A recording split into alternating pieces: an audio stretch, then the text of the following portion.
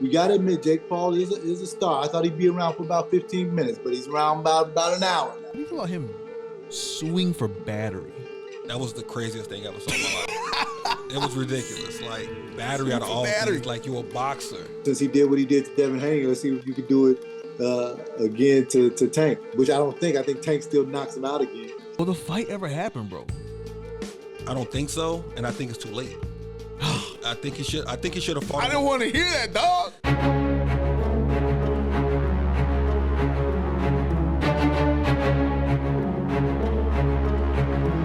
Welcome to the Ring with the Parley with your hosts, Kendall Gill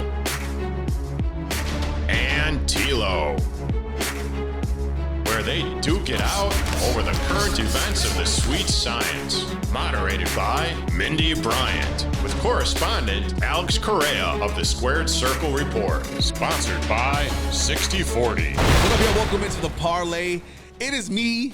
Kendall Gill's not in the studio today, but he will be joining us via Zoom in about a couple minutes, so be ready as we definitely I can't wait to talk to Kendall about what's going on in boxing and the current events in that. But we do have a special guest in studio replacing his seat. We got Z from freaking Chicago Fight Night. I'm sorry, Chicago.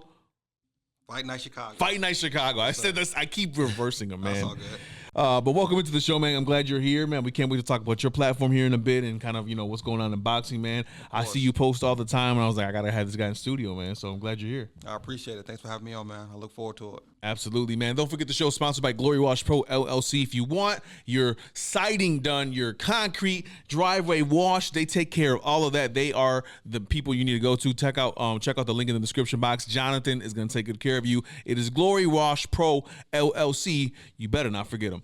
Well, man, welcome into the show. Can't wait to chop it up here with you. You are a boxing platform from what I see online, obviously, from Instagram and everything else. Talk about Fight Night Chicago, man. I really just started this maybe like last year around September. Just started from people just hitting me up like, hey, where can I go watch the fight? Where can I go catch this fight? Where can I go catch this fight? So it just made me start a page. I started a page. I started doing it, just randomly going out to certain bars. And I know a lot of people would rather go out than watch it at home. Pay-per-view is expensive these days. Yeah. So pay-per-view is about $70, $80. So why not go to a bar with your friends, grab a couple of drinks, some food, just enjoy it. So I reached out to a lot of bars, reached out to a lot of different places as well too, and just kind of grew from there. So you basically kind of help set up like a watch party of sorts? Yeah. So a lot of places don't know. Since I've been doing this, boxing is a really big community. Whether it's boxing, UFC, WWE, AEW, amateur boxing. So I just started from just people just wanting to go out and just enjoy the fight. So if a bar's showing it, I'll post you. So if any other bars are showing you watching this, let me know and I'll post you. I don't charge anything for it. I just do this off the love of the sport. For sure. Yeah. They're just giving them a platform. Yeah. Without a doubt. And then on top of that, you do have a podcast. Am I right? Yeah. So I'm just something small I do out at home. I just kind of talk about all the fights. I recap everything. I kind of just go through and just kind of give my point of view on like all the news and boxing that's going on right now. So that's about it. Talk to me about like Chicago and boxing. We talked kind of off the air about a little bit in regards to like, the culture here. People forget, you go to Los Angeles, you go to Las Vegas, and you go to New York, and maybe Texas, like a Dallas or Houston for some big fights. Even Florida has has definitely some venues that they can go to. But those are the main spots you see usually where these big promotional companies / these big networks go to. Right. You can talk about taxes. You can talk about how easy it is to make the fights, or the fighters are usually from those areas. Yeah. But there's so many boxers here in the city of Chicago. We got Kenneth Smith Sims Jr., who's from here as well, right? We had the David Diaz's of the world that were from here and so forth. But there's a boxing community here, and there's so many gyms. How do you feel about being from Chicago and just not the attention being shown here nationally on the boxing side? It's kind of sad to see because we have a lot of talent here. Like I see Olivia Curry is from here. Yeah. A couple of, I think Michelle's here. I think I posted a fight about Izzo Nash. Yeah. So there's a lot of fighters here and a lot of promotions here. You got Clara, you got Avila, Unanimous Boxing Gym. You got River West, Exhibition, Bobby Hits, of course, Rick Ramos and everybody. Everybody's like from here. So I feel like the community can maybe come together, maybe host like a really big event and like kind of broadcast our city more, because we get a bad rep, of course, from all the stuff you see in the news. But we have a really big community here for boxing. Huge. It's bigger than what I expected. When I started this page, I didn't know how big it was until I started this page. Like, people always, DM, who's fighting tonight, or what boxing match is this? And even a couple of amateur fights at Mansion, seeing those, like the big crowd there, like it's crazy, like how big it is. And I feel like we can definitely be one of these bigger cities to kind of host a big boxing event. Yeah. What do you think needs to happen?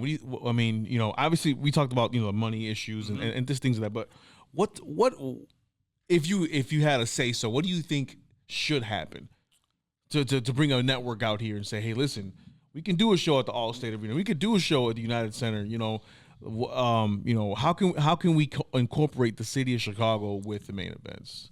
Man, that's a good question. I really don't know. It's a tough question. I know. I just put you on the spot. It's tough because we host everything else: marathon, NASCAR, WWE. Yeah, WWE. We do everything. We do a little bit of everything. Exhibition fighting. Yeah. We do everything. We do everything that's can be done. But I feel like boxing will bring more revenue to the city, bring more people to the city. We have the NBA All-Star game here, so we can do boxing too. Yeah, we can do a lot here. I feel like we can just put the battery in the back and kind of maybe put it out there. I feel like we can get it in the city for sure. Yeah, it is something that, and of course, for those of you that are not from Chicago, I know you're probably just rolling your eyes right now, but we definitely know that there's a huge boxing community, and we definitely want to spotlight our city in such a way. But regardless of that, just know that there's boxing fans in Chicago, man. Yeah. Windy City has a lot of fans that love boxing, man. That's dope that what you're doing, man. He did bring us a little bit of he brought us some pins. I don't know if the camera, my editor will probably zoom in on this later, but we have some Fight Night Chicago pins here. Take a look at that right there. Whoa! If you're ever out, come watch a fight with us or do anything. I'm definitely handing out free merch, free gifts, free accessories all the time. So definitely, if I post a fight, definitely come out and I'll definitely give out some free stuff. Absolutely, man. Well, you come with gifts, and we appreciate it here on the Parley. That's what's up. I have to get you a Parley shirt and hat, my guy. For sure. We'll be seeing each other soon, though. We have future stuff, projects to work on, so I can't wait. Man, Z, boxing's been crazy. We talk about the first thing we saw was Bivol and Beterbiev last week in Saudi Arabia. A lot of people thought that Bivol was robbed, right? Yeah. And we also talked about we also saw that it was a pretty big matchup. Like, this is for undisputed. We hadn't seen that in light heavyweight in a while. Yeah. How'd you feel about the match? Very even fight, very close fight. Beterbiev, I'm saying his name right. Beterbiev. Yeah, Beterbiev. Yeah. I couldn't even say it right when before I got here. So I'm saying it right, but he definitely landed more in those closing rounds. That got lifted on the victory. With the undisputed belt on the line, they couldn't really give it a draw. Yeah. So they had to give it to somebody. But it's gearing up for a big rematch. It's gearing up for a big rematch. I think Canelo's going to sit back and wait for that rematch to fight one of those people, because I hear he's trying to move up to fight one of those. Yeah, one of them for sure. But really great fight. I really like how close it was towards the middle, but then Beterbiev kind of came towards the end and kind of closed that out. But I look forward to the big rematch coming up. I know they're going to do it again for sure. Yeah, no, it's definitely a good match. And I mean, listen, if you didn't see the fight, it was pure boxing skill displayed on both sides. From it was offense versus offense, like 1-2, bah, boom. A little bit of pressure here. Then you saw both boxers' big traits start to emerge at the end of rounds 10 to 12, where Beterbiev was just putting that pressure on, and Bivol had to make sure he avoided it. And on top of that, Bivol was landing as he was going backwards. So it was just it was a good matchup. I think that both guys did what they had to do in the ring, but it was a close fight. And I think anybody could have won the fight. I think Bivol. When I scored it myself, I had Bivol up by a point, honestly. But you could have gave it to either person. But regardless of that, there will be a rematch. If there needs to be a rematch, and I'm definitely looking forward to that rematch for, again, undisputed light heavyweight supremacy. It's going to be exciting as heck, man. You mentioned Canelo. Obviously, Canelo beating Berlanga last month, and he's moving up. And Berlanga was also in the mix, talking about maybe potentially fighting Beterbiev, right? Yeah. Bivol, it's a lot of good matches that could be made. Canelo has a couple fights left. Yep. He could do whatever he wants. He's earned that right. But the fight we want to see, of course, is Benavidez, my boy. For sure. It's Benavidez, man. And one of the things I always say when it comes to this fight is that listen, boxers aren't scared, I don't think, to box. They've been in the game for a minute. Yeah. They've been in the fight game. They're not scared. No one's scared to fight anybody. But what they can be scared of is you know, a future money coming in. Yeah. Right. And an opponent can stop that, halt that at that point. But I don't think Canelo would be able would lose anything by losing to Benavidez, in my opinion. So, you know, the narrative is that he's scared. Benavidez says he's scared, right? Benavidez was the mandatory, was the number one guy, contender, right? Not mandatory, but contender in that division at 168. But man, will the fight ever happen, bro? I don't think so, and I think it's too late. I think he should have fought. I didn't want to hear that, dog. Nah, I don't want to say that either. But it's that point now. He should have fought him when he fought Jaime Munguia. Yeah, that should have been the fight, and then he should have fought him again at this Berlanga fight. Yeah, but now he's probably going to fight someone else that's looking like I'm hearing Terrence Crawford's name thrown out there a lot, but that probably won't happen. But yeah, Terrence need to stay away from it. I don't see that happening, but I feel like it's too late now. Benavidez been calling him out for the longest, even before the Jaime Munguia fight. Yeah. So I believe I think he called him out with the Charlo fight. He called him out then. So I feel like it's just too late now. Like you've had 3 other fights since then, and you know Canelo's definitely getting older. Benavidez, he's not old. He's a younger guy, but Canelo's getting older. So, so if he gets older and he does fight, what is that game for Benavidez? Just excuses. Oh, Canelo's older now. He's past his prime. He's past this. Like I just think it's too late for her. So I really don't see that I don't see it happening. But if it does, I will still love to see it. But I don't really see it happening no time soon. Yeah, it's you know, it's unfortunate to see. Yeah, it would be a great fight. It would be a great fight. It would be exciting. It'd be 2 Mexican stars going at it. Mexican fan base, forget Mexican fan base, like every fan base is going to go crazy for, you know, a fight like this. But there's still an opportunity for it to happen. We still got, you know, the Canelo's locked fight dates are going to be in May and are going to be in September next year. So I think one of those it could happen. You know, David Benavidez fighting David Morrell coming up next. That's going to be a fun fight to watch as well.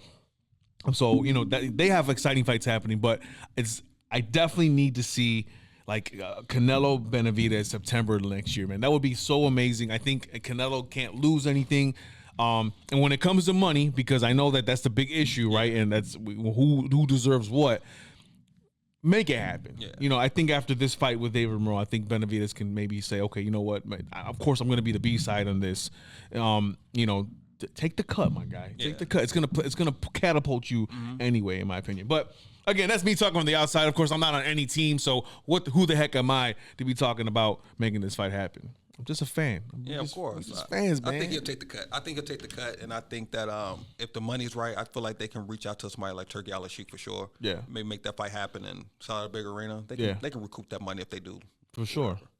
You know, a rematch that I am looking forward to, right? And Devin's got to give it to him even.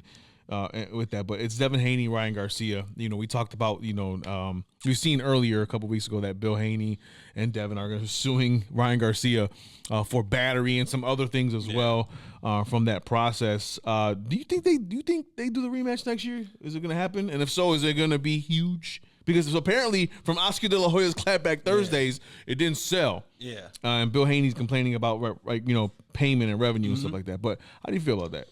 I don't think Devin Haney's going to give it to him. I think it was too bad of a loss to go back and maybe lose again.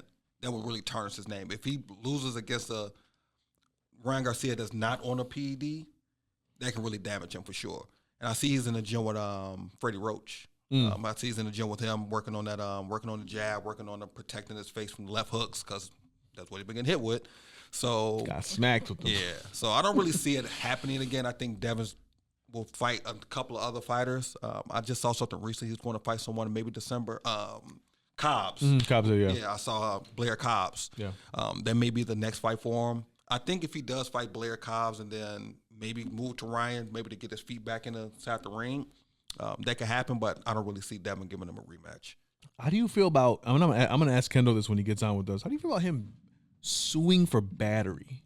That was the craziest thing I ever saw in my life. It was ridiculous. Like, battery out of all things. Like, you're a boxer. Like, I can see the PED. I can see the PED lawsuit. Like, you cheated. Yeah. But you suing for battery when you're a boxer is ridiculous to me. Like, I've never seen that before. Like, that's crazy work. Like, it's ridiculous. Yeah, that was very interesting. I didn't see that, but it's given content to Oscar De La Hoya's Clapback Thursdays. Yep. And those are very entertaining. His editor is killing the game right now when it comes to that. But anyway, that's neither here nor there. But we'll see what happens. One thing is for sure: that fight happens again, it's gonna sell. Yeah, it'll do way over 300,000. Absolutely. Yeah, I see it definitely being probably one of the bigger fights. If it does happen next year in 2025, that may be the fight of the year if it does happen again. Yeah, 500,000 minimum for sure for the next one. I mean, they come in at the right weight. They come in, everybody's good. Ryan come in with the cooler head. I think it'll be a good fight. Sure. Absolutely. Gervonta Davis, one of the biggest names in boxing. I think if you think about it, maybe number 2 in boxing. He's fighting, Ryan Rhodes, and I'm going to talk to KG about this too, but a fight that when it was announced, it was like, we know Shakur got injured, obviously, and Teofimo and Lomachenko, they're in stages right now with their careers. They don't know exactly what they want to do or how they're going to go about it. But man, anybody else but Rhodes? And no disrespect to Ryan Rhodes, I'm not even talking about your skill set. I just think when it comes to star power, the guys that are the elite level should be fighting stars at this point. Right. So how do you feel about Gervonta's right now in his course? I wasn't looking for the fight at all. I wanted a bigger name. I would have loved to see Lomachenko hop in that ring, but it's Gervonta. The fight's going to sell regardless. It's Gervonta Davis. But is it going to sell though? Yeah, just because it's him. It's just because it's Gervonta Davis. He has that type of name Floyd had when he used to fight. Floyd used to fight and sell out the fights no matter who he fought. It was just that. So I feel like with that, Gervonta will sell out the fight. It's going to be a good fight. He's going to knock him out maybe 8th round.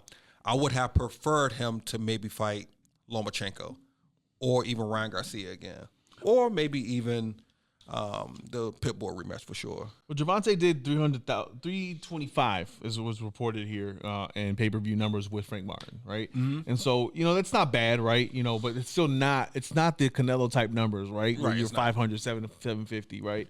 Floyd, all those times. So, pay-per-view numbers can be miscued because of now illegal streaming and all that stuff. Mm-hmm. But when I look at Rhodes, can Gervonta sell 325 by himself? Because Martin had a little bit of a following and skill set. He was respected. So that's why I say, can Gervonta really sell? But he is still a big name. Yeah, he's still a big name.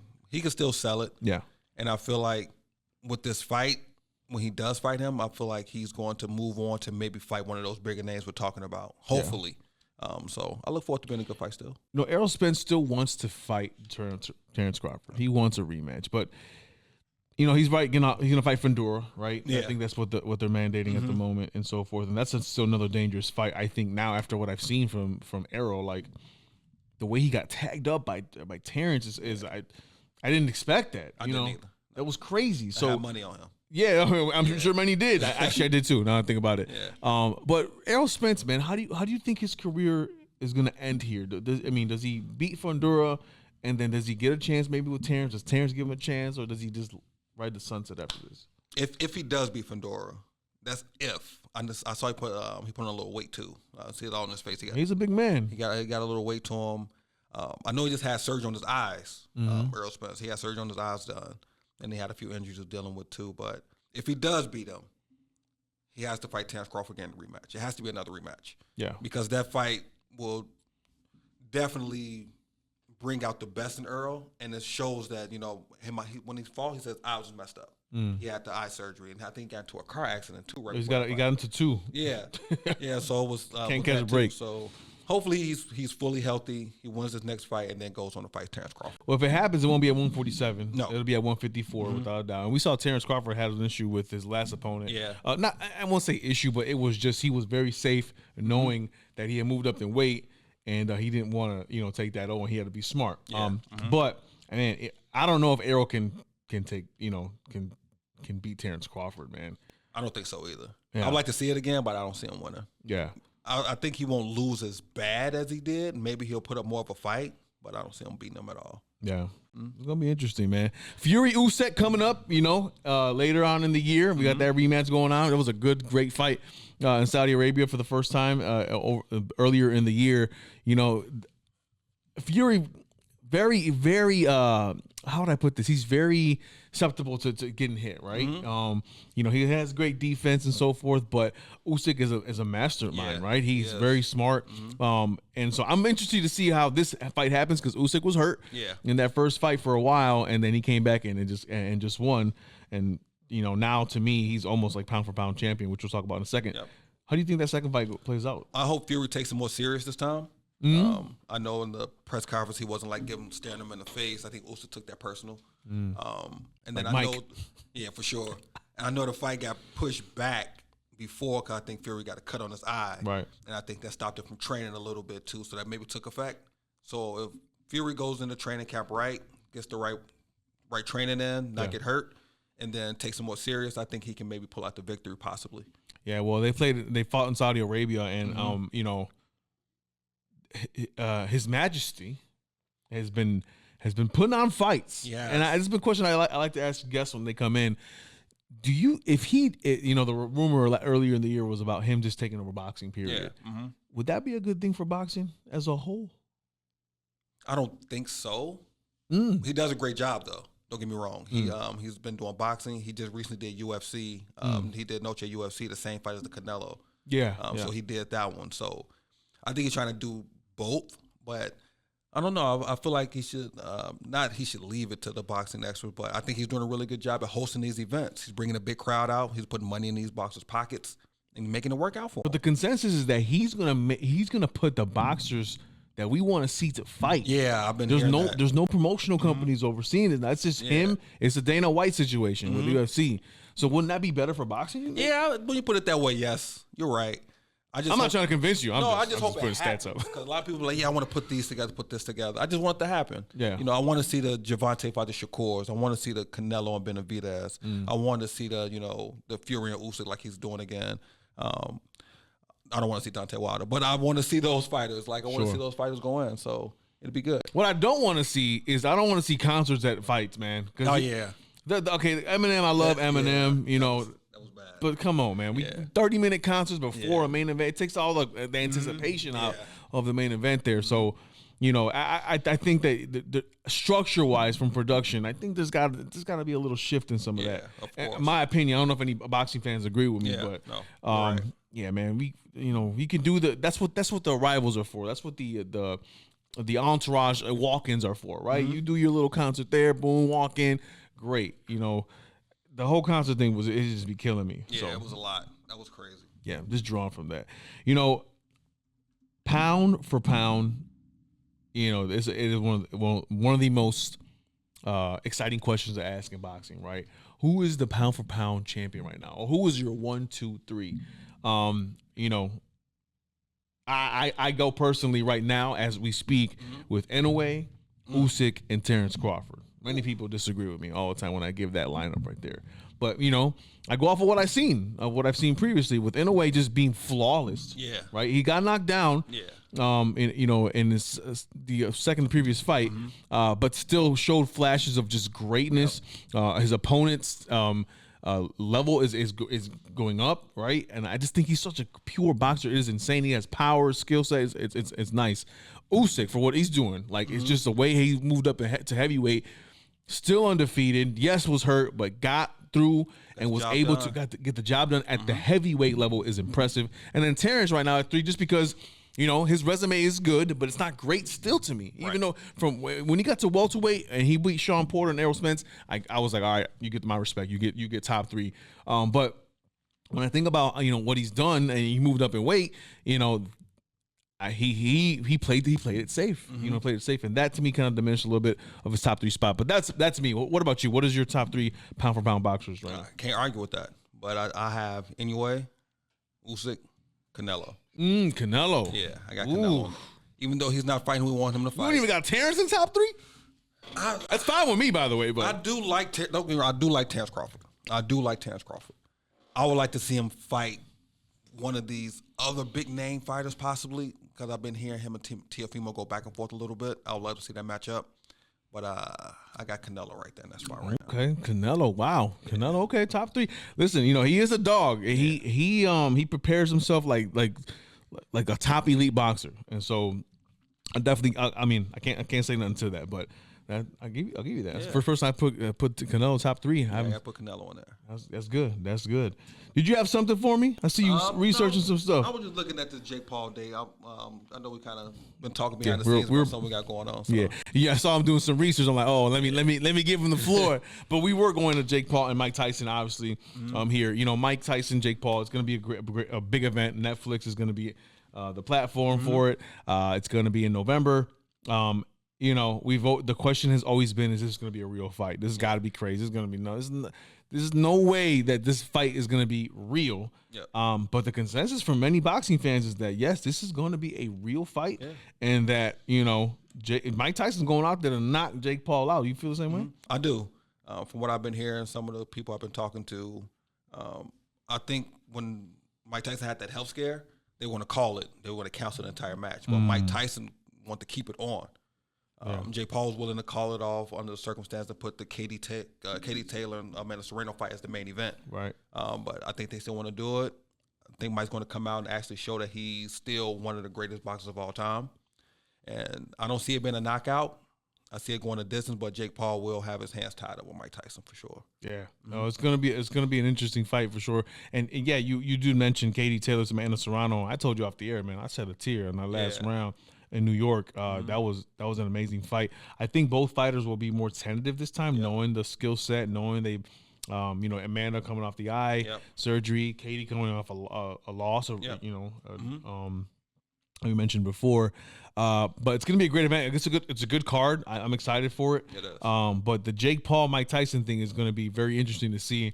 To see what Mike got at 58. Everyone says, "Oh, it's Mike Tyson," but he's still in great shape though. From what I've been seeing, some of the highlights and some of the little stuff I've been seeing, he still look good. You think Jake Paul reaches a level where he's fighting actual elite boxers, or is this going to be his career, just kind of making money off of his fame and making small fights like this? That's a good question because it depends on him. It depends on if he wants to just make the money or be recognized as a real boxer. If you want to just make the money, keep doing your boxing fights. Because when he did fight a real boxer, was it Tommy Fury? Yeah, he lost. Yeah, and then he went back to the Woodleys and Mike Perry's and those names. Yeah. But I feel like it's up to him. If he wants to be recognized as a real boxer, then go fight a real boxer. But if you want to keep doing the entertainment and, make money, then do that. You're not losing either way you go. So, do it that way. And people are going to tune in because they want to see him lose. It's a Floyd Mayweather effect almost. Yeah. Mm-hmm. So but he's been able to maintain it. And one thing I always give credit to Jake Paul after, we all talk smack and say things, but, he dedicates himself to the sport. You can see it. He's in the gym. He's gotten better. You can physically see he's gotten better with throwing punches, bigger, right? And so that's one thing that we give him props for. And hey, listen, he's providing entertainment for many people outside of boxing as well. So you can't hate him too much, right? Yeah. Not too much. Just a little bit. Just a little bit. Yeah. Any big things going on with you, man, with Fight Night Chicago? Anything that you got coming up at all? I know you have your podcast, and we talked about the podcast. So anything that you want to say in regards to Fight Night Chicago? Nothing too big right now. I'll be at Everything Bar here in Chicago for the UFC 308 card. There's going to be a really big one, and then we'll probably announce this later on. But the Mike Tyson, Jake Paul joint, I'll let you go ahead and do that though for sure. But yeah, it's in the works, y'all. Be ready. Something real good. But yeah, just that right now. Just make sure you follow me at Fight Night Chicago. Anybody hosting any boxing events, any exhibition fights, any small boxing. Anyone that's doing any type of combat sports, hit me up. I'll be sure to post you, get that out there. So that's what I do. All right, that's promised. Of course, Mr. Kendall Gill himself will be joining us via Zoom. Matter of fact, he is already on Zoom, and he has us here right now. KG, what's up, big dog? Hey, what's up, man? I'm doing well, doing the father thing. So, that's why I can't be in studio today. But, that's just something, a responsibility you can't avoid, man. Absolutely. The boys doing well, though. They're doing well, man. They're doing well. They're busy, keeping their dad busy, but all in all, they're doing well. Well, shout out to Coda. His swing is looking better each week, and Phoenix looking good in purple, man. Yeah, he's coming along, man. Actually, we just had a meeting with an NBA referee today to let him know, the expectations of a top level guard in the league. you know, and I want him, since he has all of these resources around him, you know, he has resources that nobody else has. Yeah. You know, being the son of a former NBA player, and you know, I told him you got to take advantage of all the advantages that you have. Yeah. So, you know, that's why we just came back from that meeting, and great meeting of an NBA referee going down the line of what makes an NBA guard great. You know, and we talked about Steph, we talked about Russell Westbrook, we talked about John Morant, we talked about old time players. So it was a great meeting. Awesome, man. Well, we wish him the best of luck, man. And I know you are a great father, being present for both of them, big dog. So kudos to you. Appreciate it. Well, we got Z from Fight Night Chicago, as you mentioned. What's up, Z? What's going on, KG? How we doing? Thanks for filling in for me, man. Man, appreciate y'all having me today. Well, KG, let's get started, bro. Last week we saw the clash of the light heavyweights, man. The two top guns, and you know, we saw a very tactical fight, very even fight. Do you believe though that it was robbed from Bivol, man? You know, I saw the fight, and you know, I had it Bivol by one round or a draw, one or the other. You know, I felt that Bivol rather controlled the action throughout the night, throwing his. I mean, because he had to move and then throw his combinations most of the time. We got to go back to ring generalship, you know, and the way that I understand ring generalship is who would you rather be watching the fight? Who would you rather be in the fight? Which guy would you rather be, rather?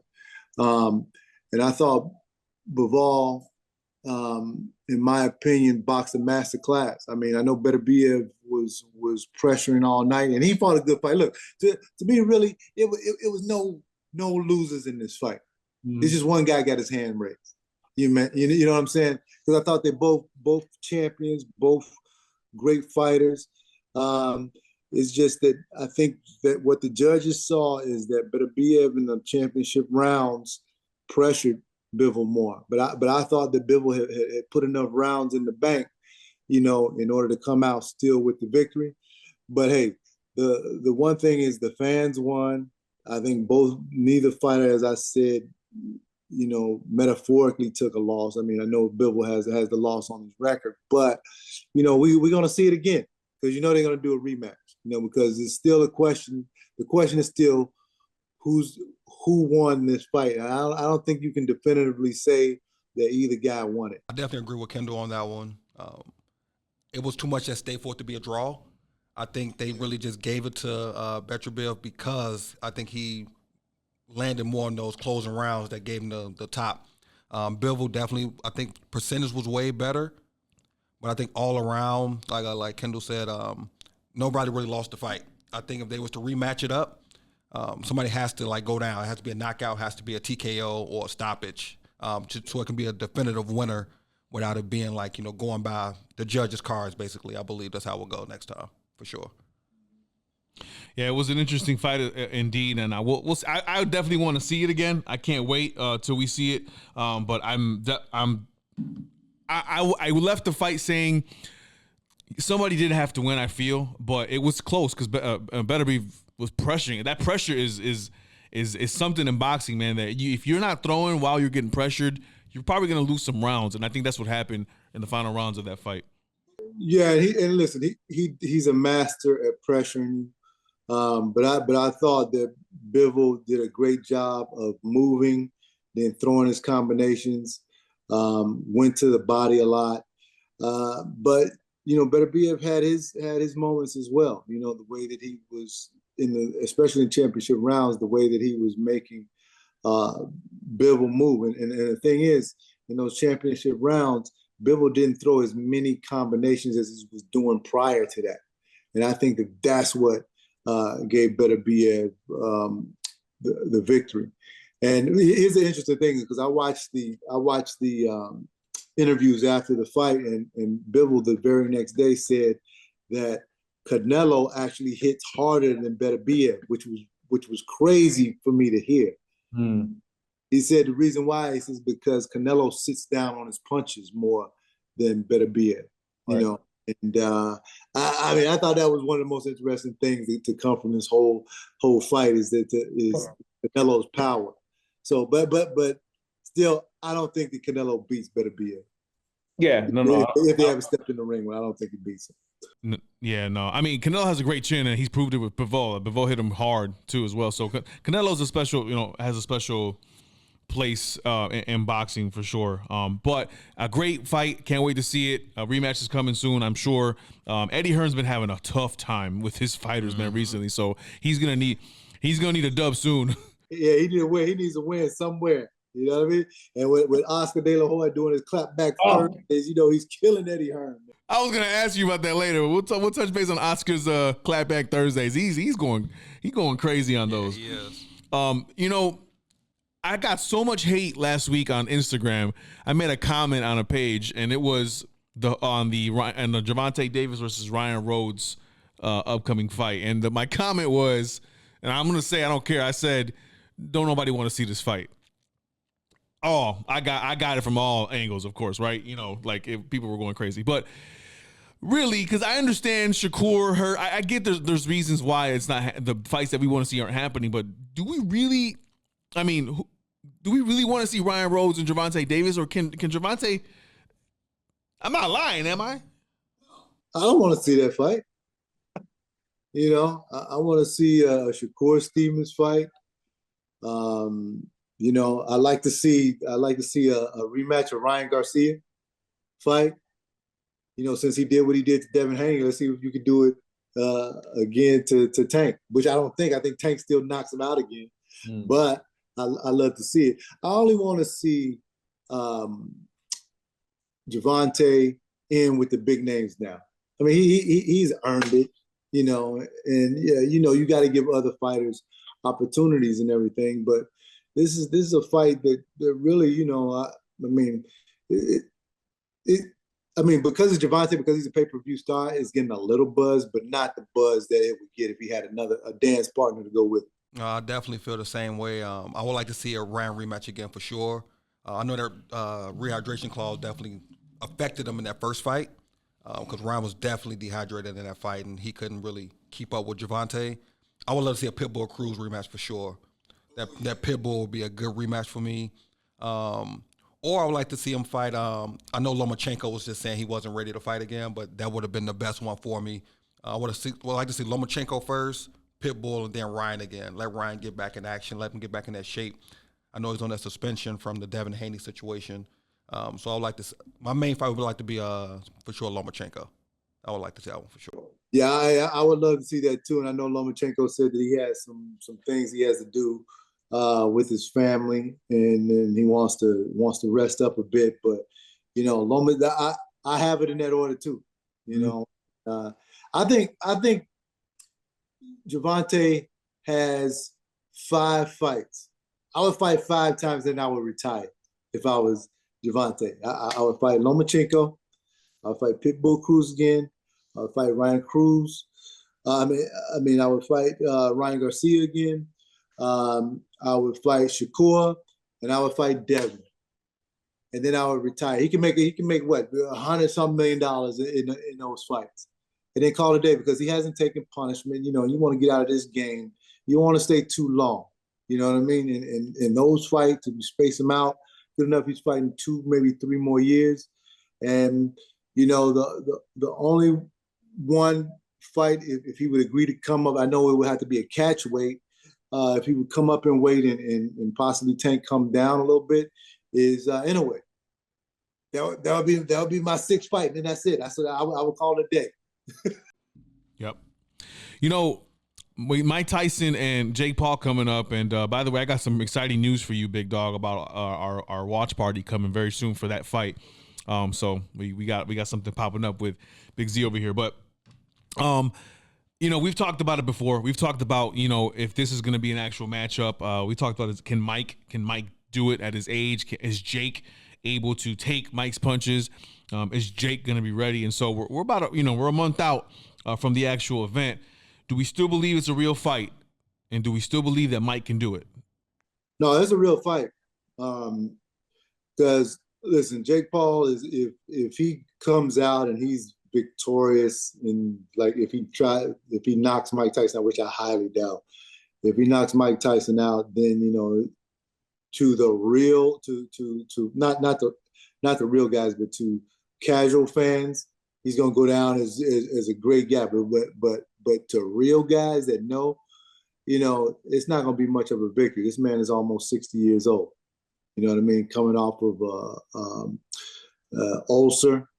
I'm not making any excuses for Mike, but I mean, he's 30 years older than the guy. You know what I mean? But that being said, I think Mike Tyson knocks him out. You know, and if you notice, I haven't seen much training footage of Mike Tyson lately. I saw Jake. That don't scare you? No, it does. It doesn't scare me at all. It's still Mike Tyson. You know, listen, you're selling out Dallas Cowboys Stadium. Your pay-per-views are going crazy. Okay, we got to admit, Jake Paul is a star. I thought he'd be around for about 15 minutes, but he's around about an hour now. He's gone past his 15 minutes of fame. So he is a name. Mike Tyson, of course, we know is an icon. He is a name as well. The pay-per-view is going to be stupid. And, you know, you selling out Dallas Cowboys Stadium. Am I correct? They said Dallas Cowboys Stadium, right? Mm-hmm. So they are going to make a massive amount of money. Mike Tyson knows that I cannot lose to this YouTuber. The fight is only 2 minutes. I mean, the round's only 2 minutes long. You know, I think that, and we saw footage of Jake Paul flooring a heavyweight the other day, you know, when he hit him with a right hand.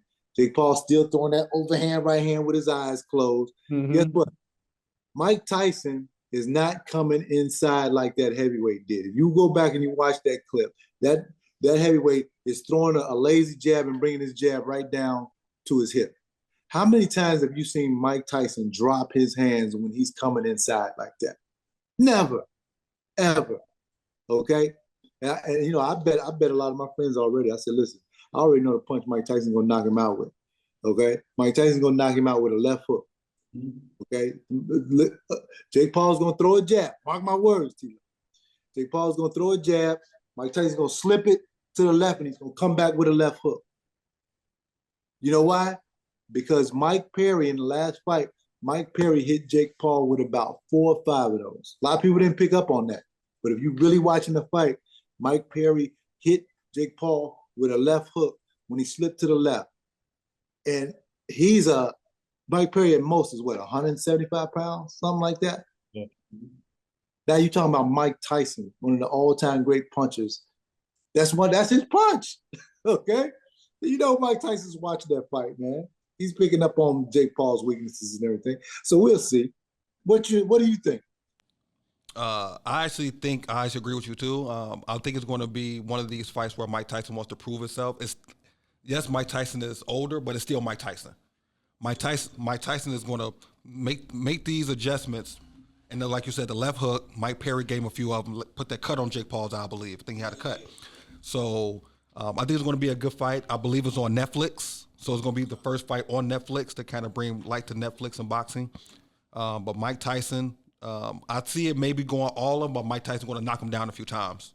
He's going to knock Jake Paul down a few times. But I see it going a distance, but with a few knockdowns for sure. I love it. Yeah, I'm with you, man. You know, before we have a couple minutes here with KG here via Zoom, Kendall, Devin Haney and Bill Haney suing. I really want to know from a boxing purist like you, aficionado, like, how do you sue someone for battery in boxing? I want to know, how do you feel about that? You don't. I mean, it's, you know, it's sort of like an unspoken rule, you know what I mean? Yeah, the guy cheated, okay? But you still, if you want to get the guy back, you have him, you fight him again, but you demand drug testing all the way up to and during the fight, after the fight, okay? You go and beat the guy. That's what you got to do, even though he cheated, you know? But I'm not going to file a lawsuit against somebody, especially in a sport. That's what we do. We batter each other. Yeah, you try to kill each other. Yeah. What you signed up for? I mean, you know, I like Devin's dad, Bill Haney and everything, but sometimes, man, he can go a little bit too far, you know? I died. How'd you feel about when that came out? It was crazy. Just to hear it, like, and then Devin Haney's constantly going on and on talking about it. But I think he knew already that Ryan was off something when the fight started, because as soon as the fight was done, he was like, "We're going to sue." I was like, "Sue about what?" And then it came out that he was used performance enhancement drugs. So it was like he knew something was up. And then, like, I feel like Bill Haney was talking a lot too. He reminds me of LeVar Ball. Like, he does a lot. He does a lot of talking for me. Like, but that was just crazy just to hear. And then when you hear Devin Haney just continue to talk, like, I don't know if you heard, he was talking about the video game. Like, oh, I didn't want to be on the game. I wasn't on the cover. Like, come on now. Like, it's Canelo. It's either you or Canelo. Like, you're not going to outbeat Canelo for the cover. But so it was just crazy to hear. It was crazy to hear that. It was crazy for him to even, like, go about this. And I could see the suing part about the drugs, but the battery part is what got me. Like, you really gonna sue for battery out of all? Like, you're a boxer. Like, come on now, that's crazy. In total agreement. You know, we're gonna give a chance to Z to ask you a couple questions, man, about boxing. So Z, you gonna take this part away, man? Go ahead. All right, KG. So I got two for you. One, favorite boxer growing up. Who did you watch the most growing up? Oh well, Muhammad Ali. Of course, you know, growing up here in Chicago, I remember the first time I saw Muhammad Ali. It was on 79th and Halsted. There was a Woolworths there, and I saw him on the corner, but I was a little boy, you know, and he looked like God to me, man. You know, he's 6'3", and he looked like a giant. He looked like he was 7'4", you know, and so Muhammad Ali and Sugar Ray Leonard. You know, I remember sitting on my grandmother's porch at 79th and Sangamon after Sugar Ray Leonard lost to Roberto Duran in Montreal, his first loss, and crying, man, you know, because Sugar Ray had lost, you know. But, you know, those two were my favorites growing up. But, you know, I've had many fighters that I've attached myself to since, you know, since I'm a boxing fanatic, and you know, but those two were my all-time favorite. Okay. And then my next question for you, KG, how often do you want to see fighters box per year? How often do you want to see them box? You know, I think a healthy fight schedule is probably 2 to 3 fights, you know, because it takes 8 weeks to get ready in top condition for a fight for top fighters. And, you know, I wouldn't mind seeing them two, maybe 3 times. You know, at least, you know, I'm tired of the days when we don't see fighters fight for like a year and a half. You know, we can look at the Charlo brothers. You know how they've been on the shelf for I don't know how long, man. You know, they would fight maybe once every 2 years or something like that. Errol Spence, of course, we know Errol with his injuries and with his most recent fight to Terrence Bud Crawford. We haven't seen Errol in the ring in a year and 2-3 months, you know, and I know he's had a number of injuries to heal up and everything, but we haven't seen him.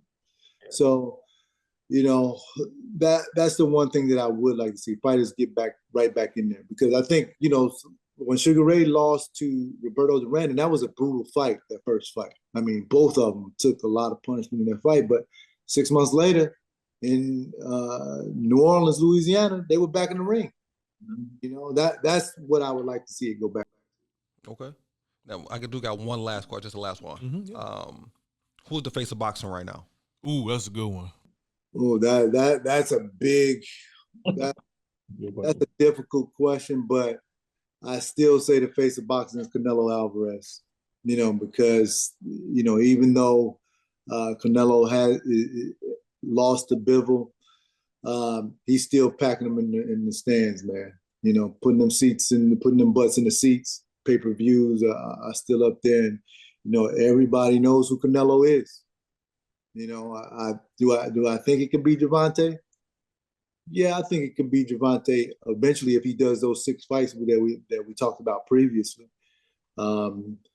Is it Usyk? No, because Usyk is, you know, he's from overseas, and so are a lot of the other top boxers. So, you know, and Canelo, he's not from overseas, but he's from Mexico. But you know, he's in our hemisphere. You know, so I think until Canelo retires, it's gonna be Canelo, man. I'm sorry. Okay. I respect it. I respect it. Kendall, man, awesome to have you on the show, of course. We can't wait to have you in studio. And we got big news. Like I said, we're going to be doing a watch party for the I should be announcing it, actually. We're going to be doing a watch party for that Mike Tyson and Jake Paul fight. So that's going to be fun. And yeah, big Rosemount Rumble coming up, too. We'll be talking about that as well in a next episode before the actual fight. So, but hey, G, man, shout out to you, my boy. We'll see you soon on the new Chicago Sports Network coming up. Hey, real quick. Lonzo Ball's back. Yes. Lonzo Ball's back, and that presents a lot of problems because I don't know whether they thought that he was going to be this effective early because the man hasn't played in almost 3 years, man. And he comes out in the last 2 preseason games, and he looks like the old Lonzo Ball. You know, so now that presents a problem. Who's my starting point guard? Who do I put on the bench? Who do I possibly trade if Lonzo is Lonzo? So, you know, he threw a whole monkey wrench in the Bulls' plans, man, these last 2 games. Yeah, he did that little dime to Zach reminded me of the 2022. I'm like, wait a minute, this gonna be a problem if he's facilitating already like this. Yeah, he looking good. He looking real good. In the East through All-Star break, so now we put that backcourt back together, man. You know, the Bulls gonna have a better season than people thought they were gonna have simply because of that. Lonzo Ball, remember, he was the straw that stirred the drink when he was healthy. Yep. Should be fun. Yeah, we start Wednesday night against the New Orleans Pelicans, man. So y'all tune in. Yes, sir. Yes, sir. Kendall Gill, Chicago Bulls analyst and pre- and post-game analyst for the Chicago Sports Network. Also, my co-host on the Parley. Always good to have you, my boy. And we'll see you soon, man. All right, brother. All right. Take it easy. All right, man. We appreciate you being on the show. Don't forget to check him out. All his descriptions and social medias are on the screen somewhere. You can see them. We appreciate it. And we'll have you soon, man. Appreciate it. Again. Thank you. Got to be on the show again. Yes, I'll be here. This is the Parlay sponsored by Glory Wash Pro. Again, check them out. The link is in the description box as well as their information. You got to talk to Johnny. He will take care of all of your washing needs, pressure washer needs, garage, concrete, siding, roof. He does all of it. You need to check him out. And also, don't forget to follow the Parlay. All of our stuff is there as well. We're on every platform you can possibly think of, so you need to check us out. We are there talking boxing. Shout out to the crew in the background. You can't see him right now, but Alex, man, my boy Alex there. Felix in the house, Erica in the house as well from Illinois Media School. We love them so much. We'll be back very, very soon. Tune in. We got a lot of content coming up before the end of the year. It's the Parlay. What's up, guys? TLO here for the Parlay. 15-year NBA veteran Kendall Gill there. Sir.